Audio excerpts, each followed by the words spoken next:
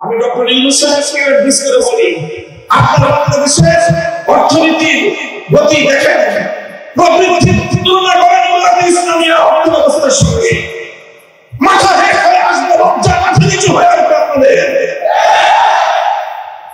আজ বাংলাদেশ ইসলামিয়া সারা পৃথিবীতে অর্থনৈতিক প্রবৃদ্ধির রোল মডেল হিসেবে সারা দুনিয়ার সামনে আদর্শ স্থাপন করেছে, এবং এটা হয়েছে শুধুমাত্র মুহাম্মদ সাল্লাল্লাহু আলাইহি ওয়াসাল্লাম প্রণীত অর্থনীতির নীতিগুলো অনুসরণ করার বদৌলতে, এবং এটা সম্ভব হয়েছে মোল্লাদের মাধ্যমেই, আলেম সমাজের মাধ্যমেই, যারা মাদ্রাসা প্রশাসনের মাধ্যমেই।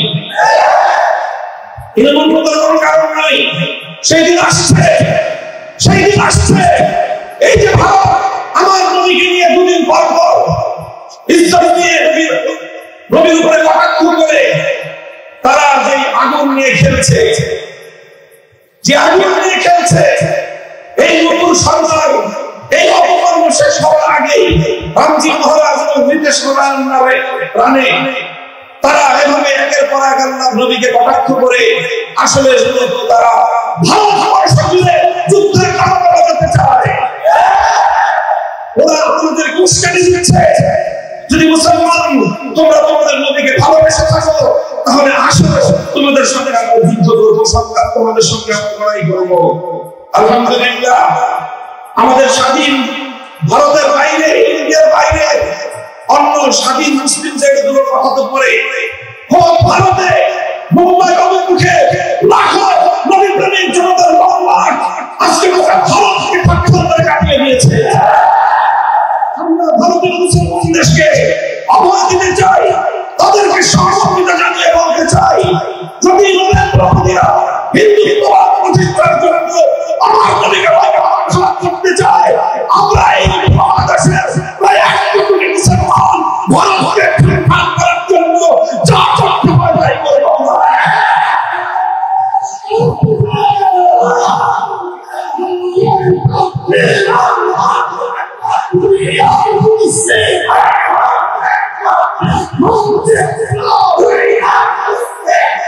আজকের কথা আমাদের অন্তর্বর্তীকালীন সরকারের উপদেষ্টাদেরকে বলি, দেখেন একটা স্মৃতিচারণ করি। অতীতের এক সময় বিরোধী দল আন্দোলন করতেছে, বিরোধী দল একটা ইস্যু নিয়ে আন্দোলন করতেছিল। কি ইস্যু? এই যে নির্বাচন কমিশনার, প্রধান নির্বাচন কমিশনারকে আমরা মানি না, নাম ছিল তার আব্দুল আজিজ। আজিজ কমিশন মানি না। সরকার বলে ঠিক আছে, আজিজ কমিশন বদলাই দিয়ে আরেকটা প্রধান নির্বাচন কমিশনের নাম হলো মাহফুজ। ও আসলে যখন বিরোধী দল দেখলো এটা আরো বড় তাদের জন্য সমস্যা, যখন সরকারে থাকে তখন বিরোধী দলকে বিরোধী মতের আন্দোলন দমন করার জন্য এই ধরনের অপকৌশল অনেকেই আশ্রয় নেয়। যে প্রথম দেয় ছোট শয়তানের বিরুদ্ধে প্রতিবাদ করলে বা ঠিক আছে বসায় ডক্টর ইউনূস সাহেব অন্তর্বর্তীকালীন সরকার আমাদেরকে এত কথা ভেবে এত কথা ভক্ষণ করে আমাদেরকে আমরা 100 জনের বিরুদ্ধে আন্দোলন করবে, ছোট শয়তান বদলায় বড় শয়তান বসাবে। আমরা শিক্ষা ব্যবস্থায় ধর্ম বিবেকের বিষয়গুলোকে সাব্যস্ত করার জন্য আপনাদের তত্ত্বাবধায়ক সরকারে একজন ধর্ম উপদেষ্টা আমাদের আলেম সমাজ থেকে প্রতিনিধিত্ব করতেছেন, ডক্টর আহমদ খালিদ সাহেব। বাংলাদেশের ইসলামপন্থীরা সকলে তার ব্যাপারে একমত, কারো দ্বিমত নাই। এরকম একজন ইসলামপন্থীদের সর্বজন গ্রহণযোগ্য ব্যক্তি আপনাদের পরিষদে থাকার পরেও আপনারা শিক্ষা কমিশনের ধর্ম বিষয়ক স্কলার প্রধান হলেন আহমদ খালিদ সাহেবকে জিজ্ঞাসা করেছেন? আপনারা করেন নাই। সবকিছু আপনাদের মনোনীত করবেন, ইসলাম বিষয়ে আপনারা আলেম সমাজের মতামতের তোয়াক্কা করবেন না। আর এরপরে আমরা গলা ফাটায় চিৎকার করলে বলবেন যে হুজুর এত চিৎকার করে কেন? এরপরে ছোট শয়তানের বিরুদ্ধে আমরা প্রতিবাদ করলে ওই ছোট শয়তান বড় শয়তান ফসাবে। এইভাবে যদি চলতে থাকে তারপরে আমরা বড় শয়তানের বিরুদ্ধে বলবো না, বড় শয়তানের যারা নিয়ম দেয় তাদের বিরুদ্ধে আমরা কথা বলবো।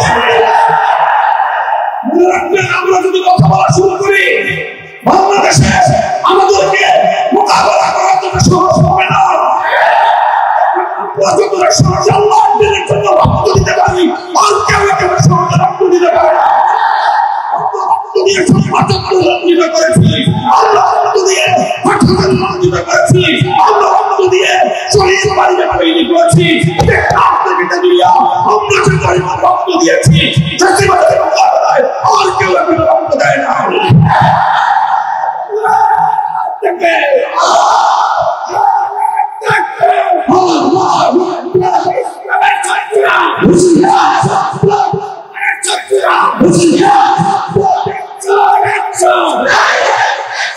ইসলাম কেন্দ্রিক সমস্যার সমাধানের জন্য যদি রক্ত দেওয়াই হয় মনে রাখবেন আমাদের কাছে এত রক্ত আছে, রক্ত নিয়ে আমাদের বিভাষা নেওয়া হবে না। আমরা বহু রক্ত দিতে পারবো, আপনারা শেষ করে শেষ করবেন না। ইসলামের গৌরব, ইসলামের মর্যাদা আপনার কাছে এতটাই মূল্যবান, আমি আমার সন্তানরা সহ আমরা রক্ত দিতে প্রস্তুত, ইসলামের প্রশ্নে আপোষ করতে প্রস্তুত না।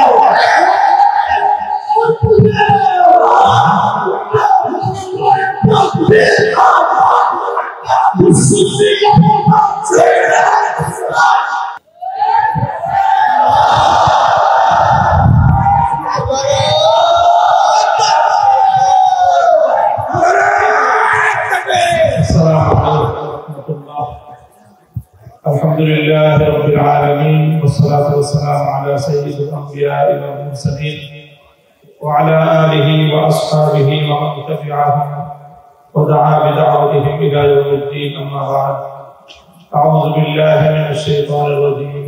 بسم الله الرحمن الرحيم.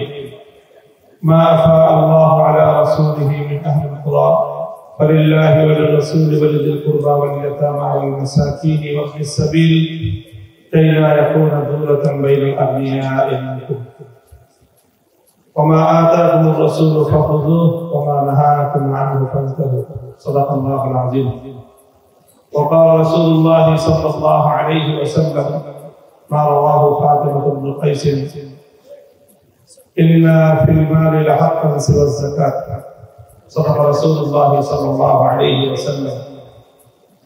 রহমতুল্লিল আলামিন ফাউন্ডেশনের উদ্যোগে আয়োজিত আজকের এই রহমতুল্লিল আলামিন কনফারেন্সের উপস্থিত সম্মানিত সভাপতি বিদগ্ধ আলেমে দ্বীন মুহতারাম হযরত মাওলানা মুফতি সাখাওয়াত হোসেন রাজি হাফিজাহুল্লাহ, উপস্থিত বাংলাদেশের শীর্ষস্থানীয় আলেমে দ্বীন হযরত পীর সাহেব মধুপুর আব্দুল হামিদ হাফিজাহুল্লাহ, উপস্থিত রয়েছেন দেশের বরেণ্য অন্যান্য উলামায়ে কেরাম এবং আমার প্রাণ প্রিয় ছাত্র বন্ধুগণ, রাসূল আকরাম সাল্লাল্লাহু আলাইহি ওয়াসাল্লামের আশিক উম্মতেরা। অত্যন্ত আবেগাপ্লুত আমরা আজকের এই কনফারেন্সে সম্মিলিত হতে পেরে। এর আগের কনফারেন্সটি শেষ মুহূর্তে যখন বানচাল করে দেওয়া হয়, সেই ঘটনার সাথে কিছু হৃদয় বিদারক স্মৃতি আমিও বহন করে চলেছি। আজকের এই আনন্দ ঘন সময়ে মহান রব্বুল আলামিনের দরবারে শুকরিয়া আদায় করছি, যিনি রহমতুল্লিল আলামিনের আলোচনায় বাধা প্রদানকারীদেরকে সমাজে উৎখাত করে দিয়েছেন এবং আমাদের জন্য এই উন্মুক্ত পরিসরে মুহাম্মদুর রাসূলুল্লাহ সাল্লাল্লাহু আলাইহি ওয়াসাল্লামের সিরাত নিয়ে আলোচনা এবং কার্যক্রম পরিচালনা করার সুযোগ করে দিয়েছেন, তৌফিক দান করেছেন। আল্লাহুম্মা লাকাল হামদু ওয়া লাকাশ শুকর। রহমতুল্লিল আলামিন ফাউন্ডেশন সমাজে নবীজির সিরাত চর্চাকে ব্যাপকতর করার বহুমুখী উদ্যোগ নিয়ে প্রতিষ্ঠিত একটি ফাউন্ডেশন এবং একটি সংস্থা। এই সংস্থার পক্ষ থেকে বহুমুখী কার্যকলাপ পরিচালনার উদ্যোগ রয়েছে। আজকের এই কনফারেন্সটিও তার মধ্যে অন্যতম একটি। বিভিন্ন বিষয়ভিত্তিক আলোচনাগুলোকে ভাগ করে দিয়ে বিদগ্ধ আলোচকদের জন্য বিষয়বস্তু নির্ধারণ করা হয়েছে। আমার জন্য একটি বিষয় নির্ধারণ করা হয়েছে, সেই বিষয়ে যদিও দীর্ঘ আলোচনা করার এখন অবকাশ নেই। সুষম অর্থনীতি প্রণয়নে মুহাম্মদুর রাসূলুল্লাহ সাল্লাল্লাহু আলাইহি ওয়াসাল্লামের অবদান। এই ক্ষেত্রে আমি দুটি উদ্ধৃতি উপস্থাপন করছি। রাসূল সাল্লাল্লাহু আলাইহি ওয়াসাল্লাম যে অর্থ ব্যবস্থা বিশ্ব মানবতার কল্যাণে প্রবর্তন করেছিলেন, শুধু প্রবর্তন না প্রতিষ্ঠিত করেছিলেন, তার অন্যতম মৌলিক দুটি নীতিমালা ছিল কাইলা ইয়াকুনা দুলাতাম বাইনাল আবনিয়াই মিনকুম, সম্পদ যেন সমাজের কোন নির্দিষ্ট একটি শ্রেণীর হাতে কুক্ষিগত না হয়ে যায়। এটা ছিল রাসূল সাল্লাল্লাহু আলাইহি ওয়াসাল্লামের পূর্ণ অর্থ ব্যবস্থার মৌলিক একটি নীতিমালা। সম্পদ কোন একটা বিশেষ শ্রেণীর কাছে বৈধভাবে কুক্ষিগত হতে পারবে না, অবৈধভাবে দুর্নীতির মাধ্যমে, ঘুষখুরি সুদখুরির মাধ্যমে অথবা সম্পদ পাচারের মাধ্যমে, এর মাধ্যমে সম্পদ কুক্ষিগত করার তো প্রশ্নই আসে না। যে রাষ্ট্র ব্যবস্থায় আল্লাহ রাসূল সাল্লাল্লাহু আলাইহি ওয়াসাল্লাম প্রণীত অর্থ ব্যবস্থা কার্যকর হবে, সেই রাষ্ট্র ব্যবস্থা ধনী থেকে দরিদ্র পর্যন্ত প্রতিটি মানুষ যার যার নিত্য প্রয়োজন পূরণ করার প্রয়োজনীয় অর্থের সরবরাহ তার কাছ পর্যন্ত পৌঁছে যাবে অর্থ ব্যবস্থার স্বাভাবিক গতিতে। এমনকি আমরা জানি যে যাকাত প্রদান করা মানুষের প্রত্যেকটি সম্পদশালী মানুষের জন্য ফরজ। আল্লাহ রাসূল সাল্লাল্লাহু আলাইহি ওয়াসাল্লামের স্পষ্ট ঘোষণা রয়েছে, তিরমিজি শরীফ সহ অনেকগুলো হাদিসের কিতাবের মধ্যে হাদিসটি বর্ণিত, যে নবীজি সাধারণ দরিদ্র মানুষের অর্থনৈতিক নিরাপত্তা নিশ্চিত করার জন্য যে একটি মূলনীতি ঘোষণা করেছেন, সেটি হলো যে ইন্না ফিল মালি হাক্কান সিওয়া যাকাত, দরিদ্র মানুষের প্রয়োজন পূরণ করার জন্য ধনীদের সকল সম্পদের মধ্যেই দরিদ্রদের অধিকার রয়েছে। দরিদ্র কোন মানুষ যদি তার জীবন মরণের সংকট দেখা দেয়, তার জীবন বাঁচানোর প্রশ্ন চলে আসে, তার সন্তানের জীবন বাঁচানোর প্রশ্ন চলে আসে, তাহলে ধনী শুধুমাত্র যাকাত দিয়ে ক্ষান্ত থাকতে পারবে না, বরং এলাকার ধনীদের সকল সম্পত্তিগুলো দরিদ্রদের জীবন বাঁচানোর পরিমাণ প্রয়োজন পূরণ করার জন্য সকল সম্পদ প্রয়োজনে বাজেয়াপ্ত হয়ে সকল দরিদ্রের মধ্যে বণ্টিত হবে। ইসলাম প্রদত্ত এই অর্থ ব্যবস্থা, রাহমাতুল লিল আলামিন সাল্লাল্লাহু আলাইহি ওয়াসাল্লাম প্রণীত অর্থ বণ্টনের এই নীতি যদি আজকের এই পৃথিবীতে বাস্তবায়িত হতো, তাহলে এই পৃথিবীর কোন জায়গায় একজন দরিদ্র মানুষও অনাহারে অর্থাহারে দিনাতিপাত হতো না। কাজেই আজ এই যে অর্থ ব্যবস্থা নিয়ে পৃথিবীতে এখন যে পুঁজিবাদী অর্থ ব্যবস্থার যে পশ্চিমা সভ্যতার কাছে আজকে আমরা পৃথিবীবাসী, গোটা দুনিয়া আজ তাদের হাতে জিম্মি। এজন্যই তারা সমাজ থেকে রাসূল সাল্লাল্লাহু আলাইহি ওয়াসাল্লামের আদর্শে কার্যকারিতাকে বিনষ্ট করতে চায়। এজন্যই কারণ পশ্চিমা সমাজ ব্যবস্থা সকল অন্যায় এবং অবিচারের মূল হলো তাদের পুঁজিবাদ। সারা পৃথিবী থেকে অল্প কিছু মানুষের কাছে সম্পদ কুক্ষিগত করে রেখে সেই সম্পদ সীমাহীন ভাবে ভোগ বিলাসিতায় মুক্ত হওয়াটাই পশ্চিমা সভ্যতার মূল কথা। এজন্যই তারা আল্লাহ রাসূল সাল্লাল্লাহু আলাইহি ওয়াসাল্লামের জীবন আদর্শকে ভয় পায়। এজন্যই তারা মুসলিম সমাজকে আল্লাহর নবীর জীবন চরিত্র থেকে দূরে সরিয়ে দিতে চায়। কারণ মুসলমানরা যদি সোচ্চার হয়ে ওঠে, আল্লাহর নবীর প্রণীত অর্থ ব্যবস্থা যদি এই পৃথিবীতে বাস্তবায়ন করার জন্য মুসলমানরা সোচ্চার হয়, তাহলে পুঁজিবাদ ধসে পড়বে, পুঁজিবাদীদের এই ভোগ বিলাসিতা ধসে পড়বে। পুঁজিবাদীদের দেশে আরেক দেশ থেকে সম্পদ লুটপাট করে বেগম করা করবার কোনো সুযোগ থাকবে না। পুঁজিবাদী দেশগুলোর কর্ণধাররা মুসলমানদের কাছে জবাবদিহিতার কাঠগড়ায় দাঁড়িয়ে যেতে বাধ্য হবে। এজন্যই তারা রাসূল সাল্লাল্লাহু আলাইহি ওয়াসাল্লামের সিরাতকে মুসলিম সমাজ থেকে বিদায় করে দেওয়ার সব ধরনের আয়োজন করছে। এই পরিপ্রেক্ষিতে আমাদের ঐতিহাসিক দায়িত্ব এবং কর্তব্য এসে দাঁড়ায় যে আমরা তারা যেটা চাচ্ছে তাদের প্রতি কোন ধরনের ভয় ভীতি আমাদের অন্তরের মধ্যে রাখা চলবে না। পশ্চিমা সভ্যতা, ইউরোপ এবং আমেরিকা যে ভীতি এবং তাদের যে রোগ, তাদের প্রতি যে একটি আমাদের অন্তরের মধ্যে একটি হীনমন্যতা রয়েছে, মুসলিম জাতিকে আজকে এই হীনমন্যতা থেকে বেরিয়ে আসতে হবে। তাকিয়ে দেখো, আমাদেরকে অনেকে বলে যে আপনাদের কাছে আজকের আধুনিক এই পৃথিবীতে আপনাদের কাছে বাস্তবায়ন করার মতো কি অর্থ ব্যবস্থা আছে? এতদিন পর্যন্ত আমরা তাত্ত্বিক কথা বলতাম, এখন বলবো তাকায় দেখো, ইমারতে ইসলামিয়া মোল্লারা পরিচালনা করছে, দেওবন্দি উলামায়ে কেরাম পরিচালনা করছে। সেখানকার এই মাদ্রাসার হুজুর এবং শিক্ষকরাই ইমারতে ইসলামিয়ার টপ টু বটম গোটা প্রশাসন সবকিছু তারা পরিচালনা করছে। তোমাদের মধ্যে তো ডক্টর সেখানে নাই। তাকায় দেখো আজকে তোমার বাংলাদেশে, আমি ডক্টর ইউনূস সাহেবকে অ্যাড্রেস করে বলি, আপনার বাংলাদেশের অর্থনীতির গতি দেখেন, প্রবৃদ্ধি তুলনা করেন ইমারতে ইসলামিয়া অর্থ ব্যবস্থার সঙ্গে, মাথা হেঁট হয়ে আসবে, লজ্জা মাথা নিচু হয়ে আসবে আপনাদের। আজ ইমারতে ইসলামিয়া সারা পৃথিবীতে অর্থনৈতিক প্রবৃদ্ধির রোল মডেল হিসেবে সারা দুনিয়ার সামনে আদর্শ স্থাপন করেছে, এবং এটা হয়েছে শুধুমাত্র মুহাম্মদ সাল্লাল্লাহু আলাইহি ওয়াসাল্লাম প্রণীত অর্থনীতির নীতিগুলো অনুসরণ করার বদৌলতে। এবং এটা সম্ভব হয়েছে মোল্লাদের মাধ্যমে, আলেম সমাজের মাধ্যমে, যারা মাদ্রাসা প্রশাসনের মাধ্যমে। এর মূলত কোনো কারণ নাই।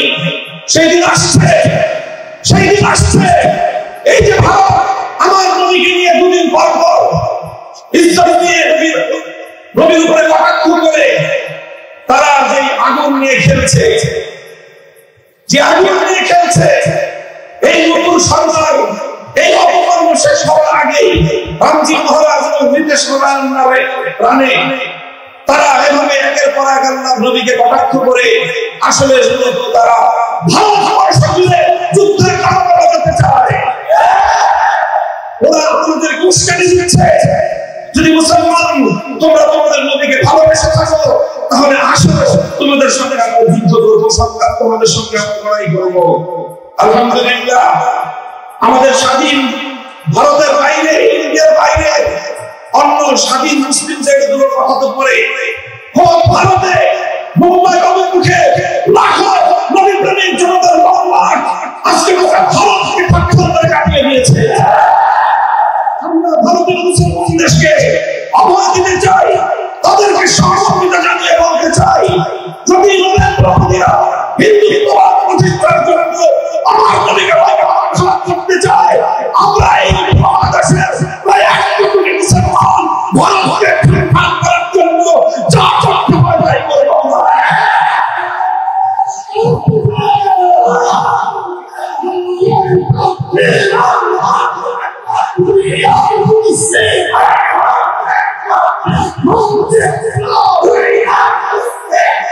আখের কথা,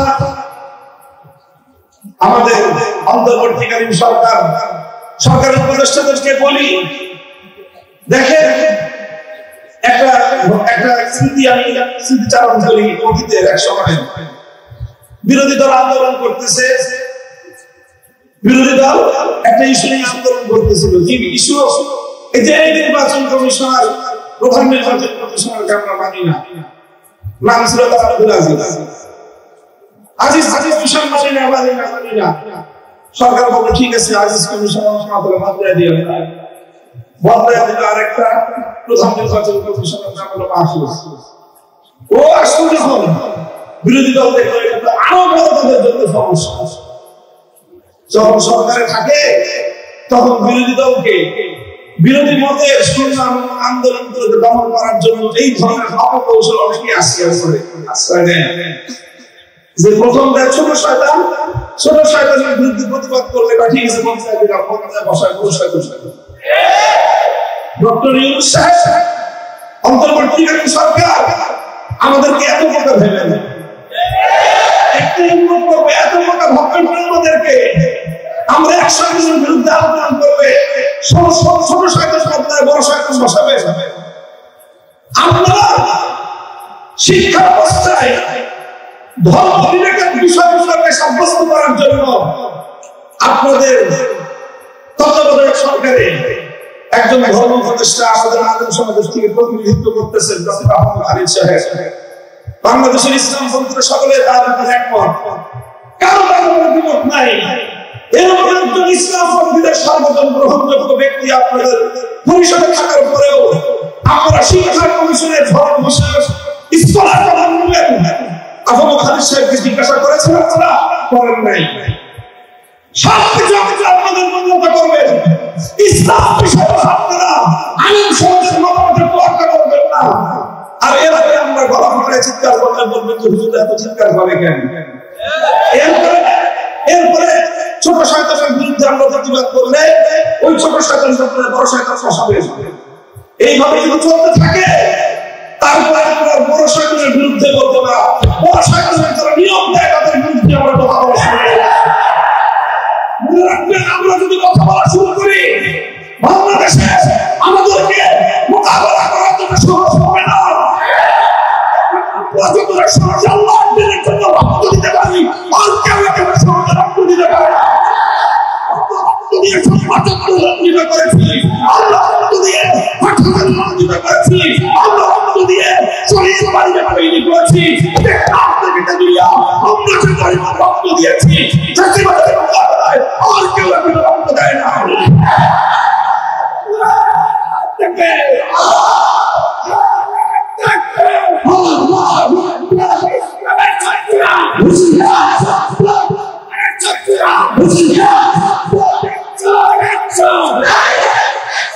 ইসলাম কেন্দ্রিক সমস্যার সমাধানের জন্য যদি রক্তবাহী হয়, মনে রাখবেন আমাদের কাছে এত রক্ত আছে, রক্ত নিয়ে আমাদের ভাষা নেওয়া হবে না। আমরা বহু রক্ত দিতে পারবো, আপনারা সমস্যা পালন করে শেষ করতে পারবেন না। ইসলামের গৌরব, ইসলামের মর্যাদা আপনার কাছে এতটাই মূল্যবান। আমি আমার সন্তানদের সহ আমরা রক্ত দিতে প্রস্তুত, ইসলামের প্রশ্নে আপোষ করতে প্রস্তুত না।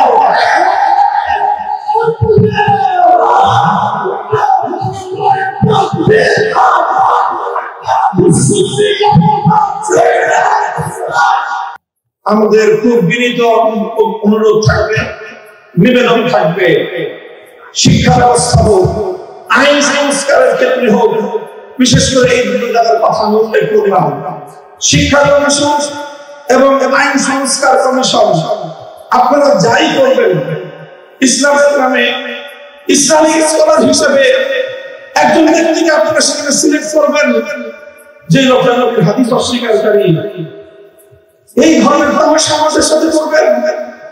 আপনারা কি মনে করতেছেন যে তামাশা করে আমাদেরকে আপনারা রাজা করে দিবেন? মানে এখানে আমাদের পৃথিবী দেয়ালে ঠেকে যায়, তখন আমরা যে প্রতিক্রিয়া দেখাবো ওই প্রতিক্রিয়ার সাহস দেওয়ার শক্তি না বাংলাদেশের আছে, না ভারতের আছে, না আমেরিকার আছে। কারণ আমরা জীবন মৃত্যুর পরোয়া করি না যখন আমার নবীর ইজ্জত এবং আমার নবীর আমি দ্বীন ইসলামের সাহায্য প্রশ্ন সেটা না। আমার আপনাদেরকে খুব শান্তমত ভাষায় পরামর্শ দিচ্ছি, ধর্ম রিলেটেড যে কোনো সমস্যাগুলোর সমাধান আপনাদের পছন্দ করলে হবে না। আপনাদের কাছে আমাদের প্রতিনিধি আবু খালিদ হোসেন সাহেব আছেন, ওনার কাছ থেকে প্রত্যেকটি ধর্মীয় বিষয়ে পরামর্শ নিয়ে আলেম সমাজ রয়েছে, হেফাজতে ইসলাম রয়েছে, অন্যান্য ইসলামিক মহলগুলো রয়েছে, তাদের কাছ থেকে জিজ্ঞাসা করেন। আহলে হাদিসরা আছেন, এদেশে সুন্নিরা আছেন, দেওবন্দীরা আছেন, আমরা সকলেই ইসলামের মৌলিক প্রশ্নগুলোতে একমত। এই অজুহাত দেখাতে পারবেন যে হুজুর এদেশে এরকম কথা বলে, হাদিস আকিদার বিষয়ে আমাদের সকলের বক্তব্য এক। আপনারা যে আইনগুলো সংস্কার করেছেন সেই আইনগুলো সংস্কারের প্রস্তাবের বিরুদ্ধে সমস্ত হুজুররা একমত। কাজেই খুব বিনীত অনুরোধ করে বলতেছি, আমরা অনেক দিন ধরে আন্দোলন করে জেল খেটে রক্ত দিয়ে ক্লান্ত, আমাদেরকে খুব তাড়াতাড়ি আবার মাথা রাখতে বাধ্য করেন না। আপনারাও ভালো থাকেন, আমাদেরকেও কিছুদিন বিশ্রাম দিবেন। যদি আমাদেরকে বিশ্রাম দিতে আপনাদের খুব খারাপ লাগে তাহলে ইনশাআল্লাহ আমরা তৎপর